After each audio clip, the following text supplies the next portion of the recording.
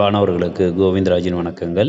MEd admission சேர்வதற்கான அறிவிப்பு யூனிவர்சிட்டிலேருந்து வந்திருக்கு.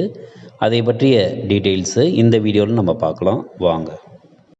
Tamil Nadu teachers education university registrar அவர்கள் 27/10/2025 அன்றைக்கு ஒரு சர்க்குலரை முதல்வர்களுக்கு அனுப்பியிருக்காரு. அதன்படி டிஎன்டியூவில் அஃபிலியேட்டட் காலேஜஸில் இருக்கிற எம்எட் பட்டப்பகுப்புக்கு 2025-26 இந்த கல்வியாண்டுக்கான அட்மிஷன்ஸ் 29/10/2025 ஆன்லைன் மூலமாக நீங்கள் என்ட்ரி பண்ணலாம் அப்படின்றதும், எலிஜிபிலிட்டி ஃபீஸை காலேஜ் லாகின் மூலமாக நீங்கள் பே பண்ணணுன்ற டீட்டெயில்ஸும் கொடுத்துருக்காங்க.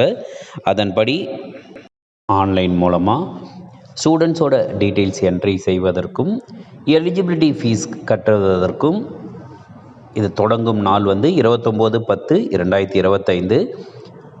மாணவர்களுடைய விவரங்கள் பதிவேற்றம் செய்கிறது, அதுக்கப்புறம் எலிஜிபிலிட்டி ஃபீஸ் கட்டுறதுக்கான லாஸ்ட் டேட்டுன்னு கொடுத்தது 12/11/2025 கொடுத்துருக்காங்க. மேலும் காலேஜ் மூலமாக எலிஜிபிலிட்டி ஃபீஸை நீங்கள் கட்டணும் அப்படின்றதும், ஆன்லைன் என்ட்ரி மூலமாக நீங்கள் எப்படி செய்ய வேண்டும்ன்ற கைட்லைன்ஸும் அடுத்தடுத்த பேஜஸில் கொடுத்துருக்காங்க. யூனிவர்சிட்டி கொடுத்துக்கிற அந்த அப்ளிகேஷன் ஃபார்மை உங்கள்கிட்ட கொடுத்து டேட்டாஸை ஃபில் பண்ணதுக்கப்புறம் எலிஜிபிலிட்டி ஃபீஸ் உங்கள்கிட்டேருந்து வாங்கிப்பாங்க. காலேஜிலேருந்து இந்த ஃபீஸை எல்லாத்தையும் அவங்க கட்டிடுவாங்க.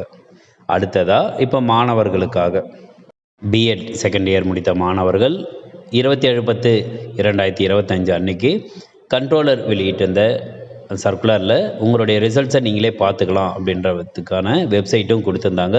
அதன்படி உங்களுடைய ரிஜிஸ்டர் நம்பரை நீங்கள் போட்டு உங்களுடைய ரிசல்ட்ஸை பார்த்துருப்பீங்க.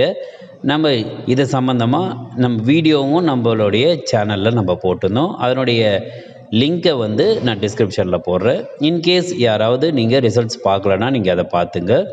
பிஎட் முடித்தவர்கள் இது ஒரு கோல்டன் ஆப்பர்ச்சுனிட்டியாக வச்சுட்டு நீங்கள் எம்எட் கோர்ஸை ஜாயின் பண்ணிக்கலாம். எம்எட் கோர்ஸ் ரொம்ப கடினமானது, அதை படிக்க வேணாம், அதில் பாஸ் பண்ண வேணான்னு சில பேர் என்ன சொல்லுவாங்க. அந்த மாதிரி நீங்கள் நெகட்டிவாக எதுவும் எடுத்துக்க தேவையில்லை. பிஎட்டில் நீங்கள் பண்ண மாதிரி ஸ்வயம் கோர்ஸு இங்கே எம்எட்லேயும் பண்ணுற மாதிரி இருக்கும். அடுத்ததாக இங்கே subjects first semester, second semester, third semester, fourth செமஸ்டர்னு சப்ஜெக்ட்ஸ் படிக்கிற மாதிரி இருக்கும். எக்ஸ்ட்ராவாக உங்களுடைய ரிசர்ச் ஸ்கில்லை டெவலப் பண்ணுறதுக்காக ஃபஸ்ட் இயரில் ரிசர்ச் ப்ரப்போசல் நீங்கள் ரெடி பண்ணுற மாதிரி இருக்கும். இந்த ரிசர்ச் ப்ரப்போசலை காலேஜிலேருந்து யூனிவர்சிட்டிக்கு அனுப்புவாங்க. 2 டாப்பிக்லேருந்து ஒரு டாபிக் உங்களுக்கு செலக்ட் பண்ணி கொடுத்ததுக்கப்புறம் செகண்ட் இயரில் அந்த டாப்பிக்கு பற்றிய ஒரு ரிசர்ச்சை நீங்கள் செய்கிற மாதிரி இருக்கும். இதனால் உங்களுடைய ரிசர்ச் ஸ்கில்லு டெவலப் ஆகும். ஸோ இதெல்லாம் உங்களுக்கு எம்எட் கோர்ஸில் நீங்கள் செய்ய வேண்டியது. பிஎட்டில் உங்களுக்கு நீங்கள் நிறைய ரெக்கார்ட்ஸ் எழுதியிருப்பீங்க, டீச்சிங் ப்ராக்டிஸ் போயிருப்பீங்க. எம்எட்டில் உங்களுக்கு அந்த மாதிரி இருக்காது.